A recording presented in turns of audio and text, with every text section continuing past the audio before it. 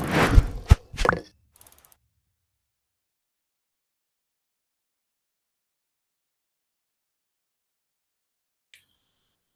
evening, students. In this video, we are going to learn about the bearing metals and alloys. So, in the previous videos, we have studied about what are the non-ferrous metals and non-ferrous alloys. For that continuation, we are going to study about the bearing metals and alloys. First of all, what is bearing? So, in all our industrial life and commercial life, we are seeing about the bearings. Bearings are mostly used for supporting the shaft. So, most of applications of the bearings are the bearings are used in cycle wheel shaft, and also the bearings are used for pumps, pump shaft, compressor shaft, etc. So, mainly bearings are classified as two, that is roller bearing and ball bearing. So in this photography we can see the bearing is used to support the shaft in the engine. So mainly this housing is known as plumber block. The plumber block housing consists of the journal bearing. So this bearing is used to support the shaft. So mainly bearings are used in moving parts such as shaft, spindles, and pumps, compressor, etc. of a machine or mechanism. So mainly, as I told, they are classified as rolling contact bearing or ball and roller bearing. Another one is plain bearings or journal bearings. So rolling contact bearings are almost invariably made of steel that can be hardened after machining. Both plain carbon and alloy steels are employed for different applications. So mainly the bearing materials should have, it possesses low coefficient of friction, and it should provide hard wear resistant surface with a tough core, and it should have high compressive strength and fatigue strength, and it should be able to bear shocks and vibrations, and it should possesses high thermal conductivity to dissipate the heat generated due to friction. So the lubrication medium should be included in the bearings. It may be grease or lubrication oil. So it should possesses adequate plasticity under bearing loads, because more loads are applied when the shaft is running. The bearings should have more bearing load, so it should possesses adequate strength at high temperature, and it should be such that it can be easily fabricated. So it should have high corrosion resistance, because bearings are always contact with the oil medium or grease medium because of lubrication. So it should have high corrosion resistance. And bearing material should be softer than the shaft material, because it should have high flexibility, and it should have high machinability. So bearing should have should be hard metal embedded in a soft metal. It should maintain a continuous film of oil between shaft and bearing for lubrication. So mainly bearings are made up of that are lead or tin based alloys that are also known as Babbitt metals, then cadmium based alloys, aluminum based alloys, copper based alloys, silver based alloys, and non metallic materials. So now we are going to see this type of bearing materials one by one. First of all, we are going to see about lead or tin based alloy. So this lead or tin based alloys are also known as Babbitt metals. So first of all, lead based alloy consists of 75% of lead, 15% of antimony, and 10% of tin. Then tin-based alloy consists of 86% of tin and 10% of antimony and 4% of copper. Then cadmium-based alloy. In cadmium-based alloy, 97% of cadmium and 2% of nickels are included, and very small amount of silver, copper, and zinc is also included in this cadmium-based alloy. But these cadmium-based alloys are not very popular because of high price of cadmium. But this bearing alloy possesses greater compressive strength than tin bearing alloy. So also cadmium-based alloy possesses low coefficient of friction, high fatigue strength, high load carrying capacity, low wear, good seizure resistance, and is having fair ability to embed dirt. And one limitation is it is having very poor corrosion resistance. So cadmium-based alloys were tried in automobile and aircraft industries and good results were obtained. Then aluminum-based alloy.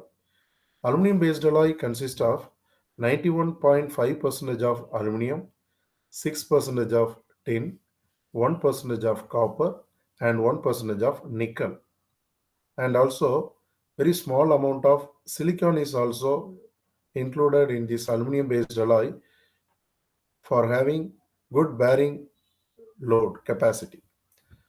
The microstructure consists of nickel, aluminum, and copper aluminate in the matrix of aluminum solid solution. The aluminum based alloy is having excellent corrosion resistance, fair comfortability to journal, and good ability to embed dirt, and good seizure resistance, good thermal conductivity, and having high coefficient of expansion. So these aluminum based alloys are mainly used as bearing in diesel engines and tractors. Then copper based bearing alloys. Copper based bearing alloys consist of 80 to 85% of copper, 10 to 15% of tin, and 10% of lead. So this is also known as bronze alloy. So these bronze alloys are the oldest known bearing material. It is having high corrosion resistance and it is reasonably hard and is easily worked. Tin bronze is used in the machine and engine industries for bearing bushers in IC engines and steam engines, and also these are used as bearing in the compressors also. Then copper based alloys are employed for making bearings required to resist heavier pressures such as in railways. Then silver based alloys. Silver bearings are produced by electro deposition and it is having very small percentage of copper and nickel also. Most percentage is having silver. So this silver based alloys are having high corrosion resistance. These are highest priced alloys. They are employed in mostly in industries and are very satisfactory, having very satisfactory results. These alloys are used on connecting rod bearings of aircraft engines. Finally, these are the non-metallic bearing materials. They are such as Teflon and nylon. So the Teflon and nylon are the thermoplastics. So these are having high coefficient of friction and they are also having good stability at high temperature. So these are having chemically inert to water and many chemicals and solvents, fillers like glass and graphite. So these are having high corrosion resistance and high compressive and tensile strength. Then nylon. Nylon bearings having high coefficient of friction 0.15 to 0.33 for dry friction, 0.14 to 0.18 with water lubrication, 0.09 to 0.14 for oil lubrication with load of 5 to 25 Newton and a relative velocity of 2.5 to 110 meter per minute. So as I told, the bearing materials should have high coefficient of friction.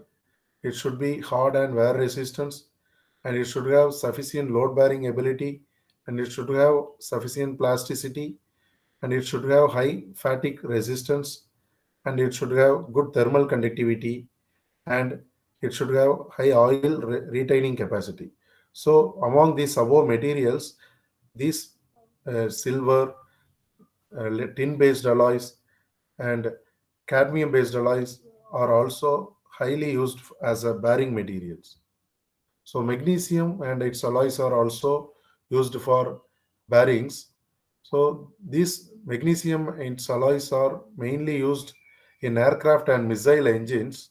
So these alloys having lightweight, low density, good high temperature mechanical properties, and good to excellent corrosion resistance. So the magnesium and magnesium alloys mainly used for making airframes, engines, gearboxes in aircraft engines, and also it are widely used for making the parts of engine parts of helicopters and missiles. Then for material handling equipment such as hand trucks, conveyors, foundry equipments are also used by magnesium alloys. Then for storage tank, electric drills, chainsaws, power hammers, and moving parts of textile machines and printing equipments, and binocular and camera bodies are also used by magnesium alloys. Then the magnesium alloys are having high strength to weight ratio, good fatigue resistance, good dimensional stability in service, good damping capacity, good relative high electrical conductivity, and it is having high thermal conductivity. This, because of these properties, the magnesium alloys are widely used in aircraft and helicopter engines and also handling equipments. So the classification of magnesium alloys are Dow metals, cast alloys of magnesium, and wrought alloys of magnesium. So these type of magnesium alloys are having high percentage of magnesium and very small percentage of aluminum, zinc, manganese, beryllium, and zirconium. As I told, magnesium alloys are widely used for making the engines for missiles, aircrafts, and helicopters. And also, the magnesium alloys are used for making car frames, chassis frame, and these type of outer casings of engines also.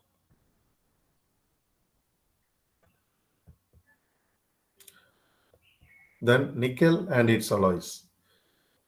So nickel alloys are having high strength, good formability, and it should have high corrosion resistance, and it is having high coefficient of expansion. So mainly nickel and nickel alloys are used as bearings in valves, pumps, vanes, and heat exchangers, shafts, impellers, heat treatment equipments, gas turbines, chemical reactor components, and alloying element. So classification of nickel and nickel alloys are commercially pure nickel, nickel copper alloys that are also known as monal metal, the nickel chromium alloys, nickel based super alloys, nickel iron super alloys. So first of all, commercially pure nickel. It have high percentage of nickel, that is 99.9 percentage, and very small percentage of cobalt. So pure nickel is having good mechanical properties and good excellent resistance to corrosion. So mainly this pure nickel is used as bearing in food processing equipments, electrical and electronic parts, and casting handling equipments. Then monal metal. So monal metal consists of 67% of nickel and 30% of copper and very small amount of ferrous, manganese, silicon and carbon. So these nickel copper alloys are having high strength and toughness over a range of temperature, good weldability, good excellent corrosion resistance, and also it is having resistance to seawater and chlorine. Because of the above properties, these monal metals are widely used in steam turbine blades and high temperature valves and is widely used as centrifugal pump impellers and water metal parts as the bearings.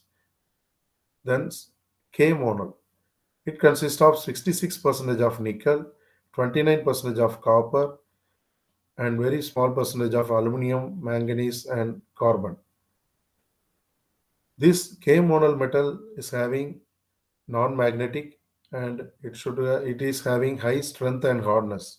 Because of the above properties, it is are widely used as bearings in pump shaft, springs, and valve stems, etc.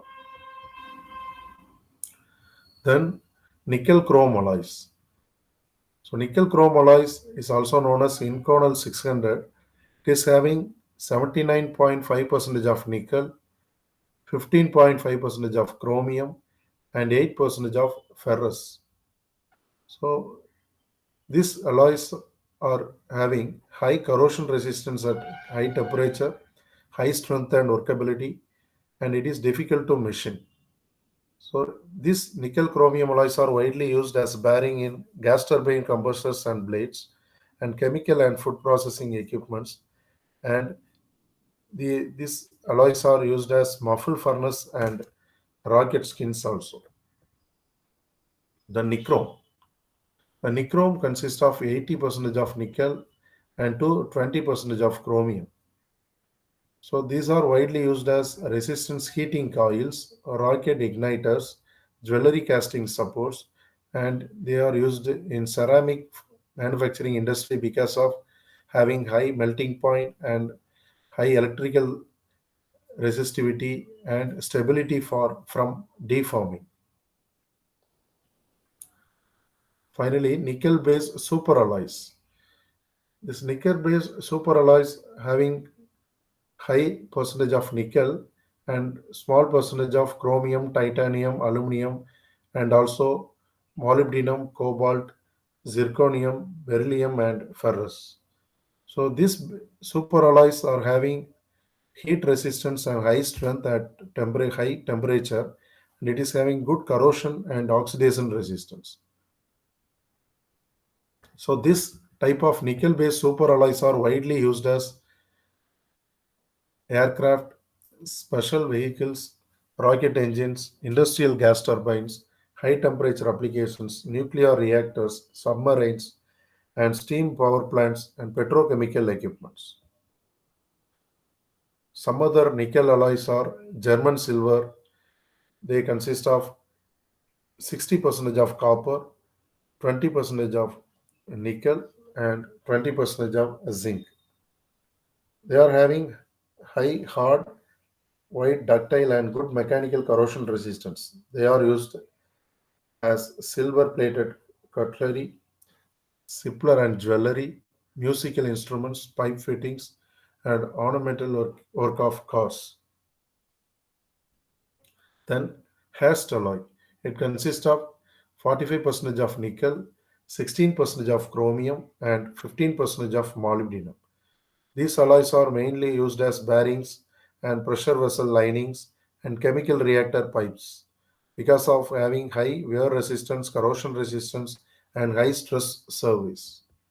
So, by these uh, types of bearing alloys, we can very well know about the composition of different types of bearing alloys and their properties and their applications. So, thank you for your patient watching. Thank you so much. Thank you so much for watching the video. Make sure you've subscribed so that you can get the regular updates. Use the feedback ink in the description to get your certificate. Thank you.